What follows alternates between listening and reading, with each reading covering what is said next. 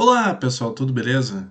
Então, dando continuidade à nossa aula de evaporação, nós vamos ver hoje um pouquinho nessa aula sobre elevação de ponto de ebulição, como eu prometi para vocês na última aula, quando falamos em temperatura de ebulição, propriedades importantes, balanço de massa e balanço de energia de sistemas de evaporação. Vamos lá então dar uma olhadinha o que acontece quando nós temos uma mistura de uma determinada substância. O que acontece então com o ponto de ebulição? Então, como eu falei, pessoal, a elevação do ponto de ebulição acontece por quê? Porque eu não tenho mais uma substância pura, e sim eu tenho uma mistura de vários componentes. Tá? Então, como é que eu chego a esse parâmetro de quanto a temperatura de ebulição vai ser elevada conforme a concentração da substância? Então, uma das formas que a gente tem é através de uma carta, de um diagrama chamado diagrama de Döring, ou carta de Döring, ou linhas de Döring, tá? Então depende aqui como que a referência coloca, no caso aqui o McCabe, né? Nós temos aqui as linhas de Döring para uma solução aquosa de hidróxido de sódio, tá? Já vamos falar sobre esse gráfico. Outra forma são através de equações empíricas. Essas equações podem ser polinômios, podem ser equações exponenciais. Tá? Então, tem diversos autores que buscam correlacionar uma equação empírica, ou seja, uma equação que representa bem dados experimentais, com a elevação do ponto de ebulição. Tá? Então, isso depende muito da referência. Existem várias referências. As tradicionais são as cartas de Döring. Então aqui, por exemplo, como eu ia falando para vocês, nós temos um diagrama de Döring, uma carta de Döring, né, para o hidróxido de sódio. Então o que vocês estão vendo aqui nesse diagrama? Tá? Aqui em cima eu tenho a temperatura de ebulição da água. Tá? Temperatura de ebulição da água. E aqui nas linhas de Döring eu tenho o que? As concentrações de hidróxido de sódio.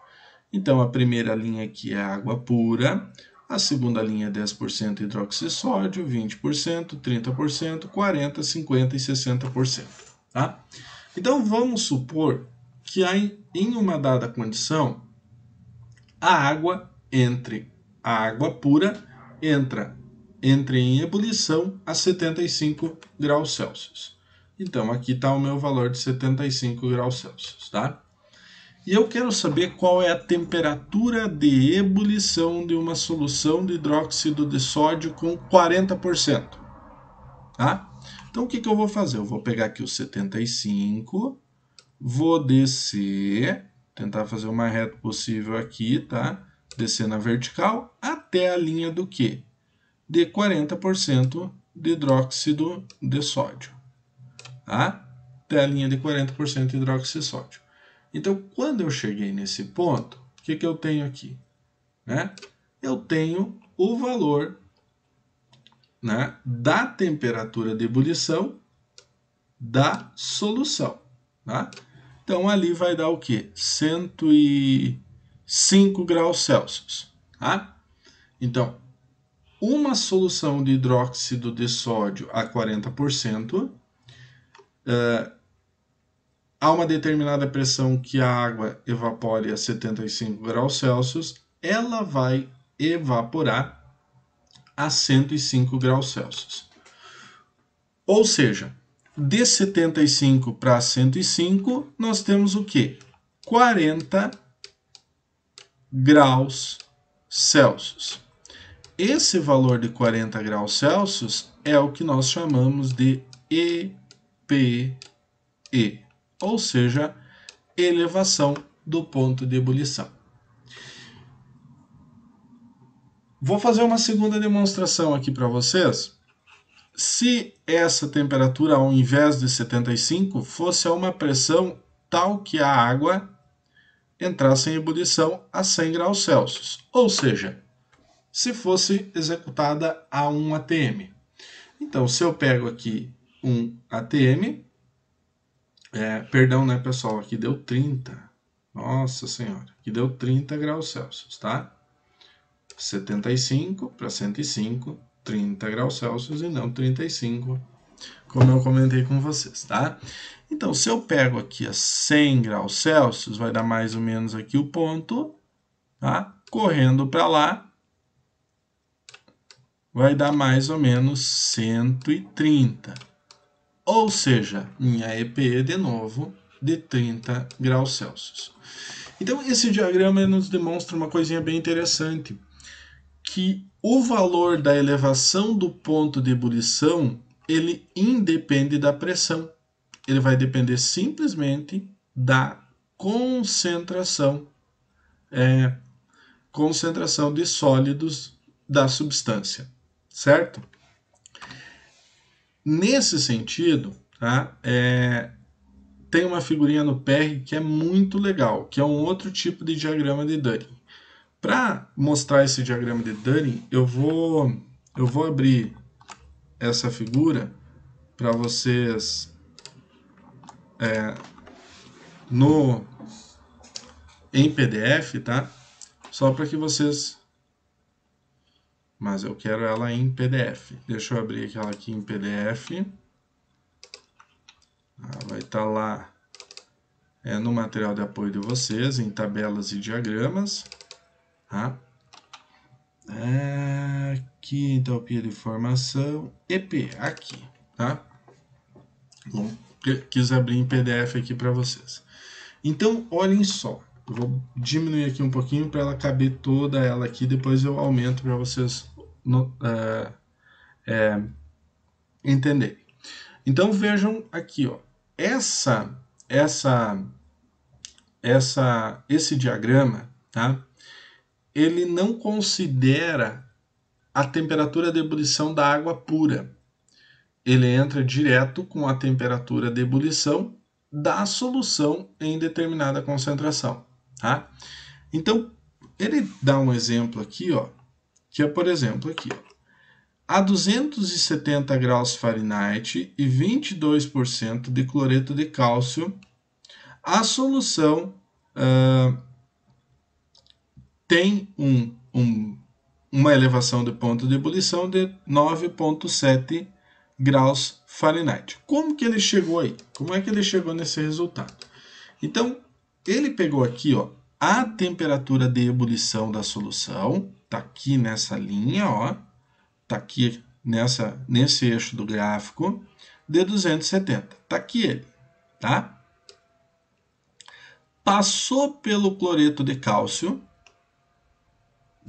tá aqui o CaCl, tá? Passou pelo cloreto de cálcio. Onde que tá a bolinha do cloreto de cálcio? Tá aqui, tá? Depois, o que ele fez?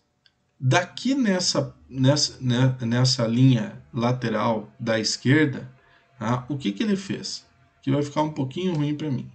Ele passou pela concentração dada no exemplo, ou seja, 22% de cloreto de cálcio. Então, 22% é mais ou menos aqui assim, entre 20 e 25, aqui, ó, 20 e 25, passou e extrapolou, tá? Então, ao extrapolar, tá aqui, ó, aumento do ponto de ebulição. 10 ou 9,7, aqui sendo mais preciso, tá? 9,7, conforme ele observou aqui num cálculo com maior precisão. Já vou mostrar quanto que eu posso usar esse cálculo com maior precisão. Ou seja, esse valor aqui de dentro é o aumento do ponto de ebulição, tá? Direto. Então, se a temperatura de ebulição é 270, tá? 270, deixa eu pegar aqui, 270 graus Fahrenheit menos 9,7 9,7 graus Fahrenheit, né? Eu vou ter aqui que a temperatura de saturação da água é 270 menos 9,7 dá 260,3 graus Fahrenheit. Ou seja, vamos pegar aqui, F para Celsius, tá? O bom é que o Google já tem tudo isso pronto, 260,3, 126 graus Celsius, tá? Então, a água evaporaria a 126 graus Celsius, enquanto que a minha solução de cloreto de cálcio evaporaria a 132 graus Celsius. Notem que delta de graus Celsius é diferente de delta de Fahrenheit, tá? Então, observem isso sempre na conversão de unidade. Essa carta ela é para graus Fahrenheit. Bah, professor, mas como é que ele chegou no 9,7? Como é que ele conseguiu ver esse resultado ali, ó? Aqui em cima, pessoal, vocês têm uma opção, tá? Digamos assim, uma opção. Então, eu vou fazer a linha aqui de novo. Uma opção mais, digamos assim, mais fina de concentração, ou de elevação de ponto de ebulição. Então, se daqui a pouco aqui está ruim de ver, vocês podem entrar nessa curva aqui para substâncias que têm baixa elevação de ponto de ebulição, como o caso do cloreto de cálcio, tá? Então, olhem aqui, ó. Se vocês entrarem nessa curva 22%, aqui entre 25% e 20%, ó, percentual máximo de sólido, vai dar lá, ó, um pouquinho para baixo do 10%, vocês vão ver que tem um ajuste mais fino. Então eu posso usar tanto essa parte de baixo do diagrama, passando aqui no percentual e rebatendo nessa parte interna aqui para saber o ponto de ebulição, como eu posso usar essa parte aqui em cima de concentração, rebatendo aqui no lado externo desse eixo para saber a elevação do ponto de ebulição. Muito bem, pessoal. E aí vocês vão me perguntar, tá, professor, mas e quando eu não conheço a temperatura de ebulição da solução? Como que eu uso esse diagrama, já que o parâmetro de entrada dele aqui, ó, o parâmetro de entrada é a temperatura de ebulição da solução. Então esse diagrama serviria apenas para eu descobrir qual que é a pressão de operação do meu equipamento, sabendo a temperatura de saturação? Então tem um jeito sim da gente descobrir. Essa maneira ela envolve um processo interativo, né, de suposição de uma temperatura inicial de ebulição, né, e convergência a um valor final. Então, para exemplificar isso aqui, nós vamos pegar um composto qualquer aqui, tá? A minha sugestão é que a gente pegue ali o cloreto de lítio, tá? Nós vamos pegar uma solução aqui com 30% de cloreto de lítio. E vamos supor que esse processo, esse evaporador esteja trabalhando a 40 kPa absoluta, tá? Ou seja, uma pressão de 40 kPa, tá? Muito bem. Então, a princípio eu não sei se o cloreto de lítio tem ou não tem elevação de ponto de ebulição, se é grande essa elevação de ponto de ebulição dele, né? Então, o que eu vou supor, né? Eu vou supor inicialmente que o cloreto de lítio não tem elevação de ponto de ebulição. Por quê? Porque aí eu tenho um parâmetro de entrada de temperatura de ebulição. Então, se o cloreto de lítio não tivesse elevação de ponto de ebulição, a 40 kPa, a temperatura de ebulição dessa solução seria a mesma temperatura de ebulição da água a 40 kPa. Que valor é esse? Então eu vou lá numa tabela de vapor, né? Essa aqui é uma tabela de vapor online, tlv.com. Tem o link para vocês no material de apoio, tem um link para vocês, tá? Em aula nós vamos utilizar ela, né? E aqui eu coloquei aqui 40 quilopascais, valor absoluto, né? Vai me dar 78,5 graus Celsius. Desculpa, 75,8, tá? Então o que eu vou fazer? Eu poderia aqui botar direto para Fahrenheit, né? Vamos botar aqui quilopascal, 40 quilopascal. Calcular. Se eu quero em Fahrenheit, 168,5 graus Fahrenheit. Ou seja, a 40 kPa, se não tenho elevação de ponto de ebulição, a temperatura de fervura de uma solução de cloreto de lítio, a 30%, seria 168,5 graus Fahrenheit. Então, o que eu vou fazer? Eu vou supor que ele não tem elevação de ponto de ebulição e calcular quanto que daria essa elevação de ponto de ebulição.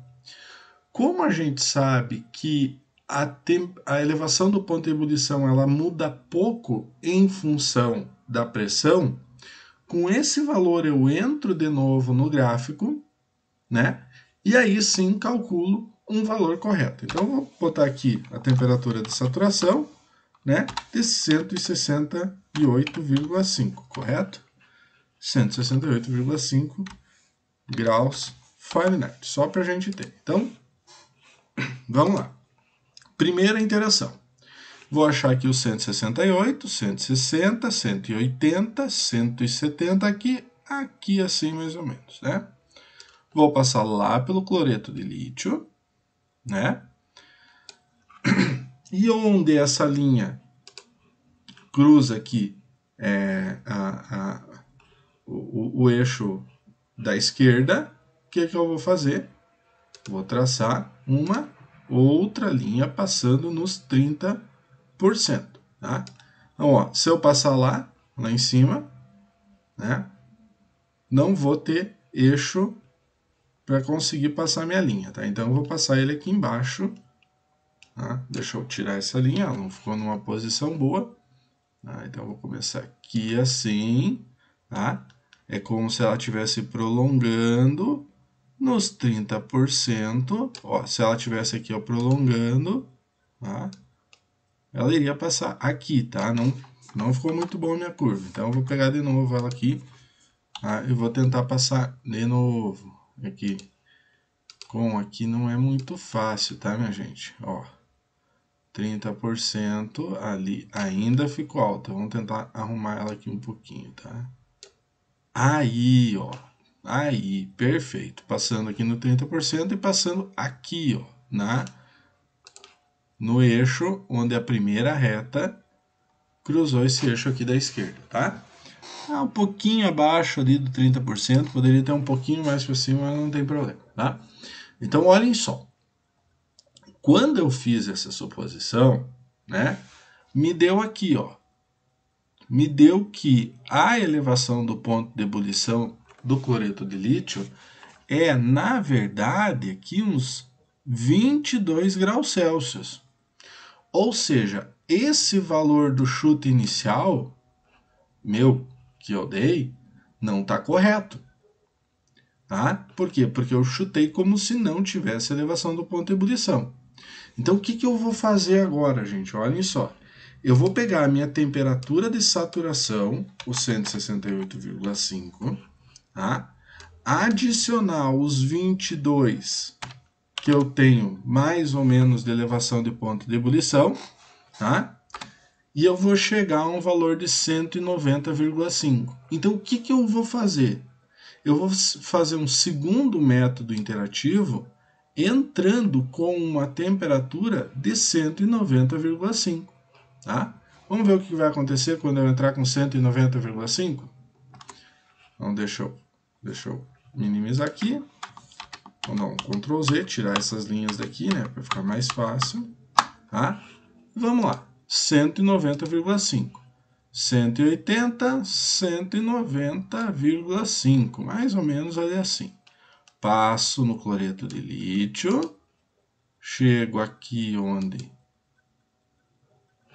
É difícil pegar ali a linha, tá? Mas vamos lá, vamos tentar. Vou pegar o mais próximo possível, tá? Vou passar, ficou alta, né? Vou deixar um pouquinho ela alta aqui que vocês vão ver que ela vai ir para o lugar certo. Com uma caneta e um papel em casa é bem mais fácil. Ali passou na origem, tá passando um pouquinho alto. Vou baixar um pouquinho. Aí, olha aí, ó. Olha aí. Então vejam bem. Na segunda interação, que eu joguei um valor de EPE que eu calculei na primeira interação, tá? Já me retornou. Primeiro me retornou que a EPE era 22. Agora me retornou que a EPE é o quê? 24,5, tá bom? Né? Então, ou seja, esse valor aqui tá convergindo para o valor exato da EPE. Então agora deu 24,5. Vamos para a terceira interação. Então o que eu vou fazer de novo? Vou pegar minha temperatura de saturação, 168,5 graus Fahrenheit, vou adicionar 24,5, que foi a nova EP que eu calculei na segunda interação. 193. Tá? Então agora eu vou fazer uma terceira interação, começando a 193 graus Celsius, tá? Vou tirar aqui, tá? Vou tirar essas duas linhas. Vamos lá, pegar aqui a linha, tá? 180, 193, mais ou menos ali assim. Passei lá no cloreto de lítio, tá? E vou voltar minha linha passando no 30% novamente. Vou ajeitar aqui minha linha para ela ficar mais certa. Um pouquinho mais para cima. Aí, vou pegar aqui um pouquinho mais para cima. Um pouquinho demais. Aí, olhem aí, ó. Olhem o que aconteceu com o valor. Se manteve em torno dos 24,5, 25 graus Celsius. Então, vejam, eu tenho um chute inicial de 168,5, que era a temperatura de saturação. Calculei uma EPE. Adicionei a essa EPE numa segunda interação ao valor da temperatura de saturação inicial. Fiz uma segunda simulação. Peguei esse valor, adicionei de novo. Na terceira vez que eu fiz essa simulação, o valor da elevação do ponto de ebulição já convergiu para o valor de 24,5. Então, ou seja, a 40 kPa, a temperatura de ebulição de uma solução de cloreto de lítio é 193 graus Fahrenheit, certo? Com uma EPE de 24,5 graus Fahrenheit. Beleza, pessoal? Então, para eu usar esse gráfico, né, eu tenho que usar, para usar esse diagrama, eu tenho que usar esse método interativo quando eu não sei a temperatura de ebulição. E normalmente eu faço o quê? Chuto como primeiro valor a temperatura de saturação, calculo uma EPE, corrijo essa temperatura de ebulição e assim por diante até convergir num valor. Tá? Se vocês observarem, esse método interativo sempre vai gerar uma convergência de valor se vocês aplicarem ele de forma correta. Beleza, pessoal? Então, era mais ou menos isso que nós tínhamos para essa aula de hoje. Espero que tenham gostado. Até logo!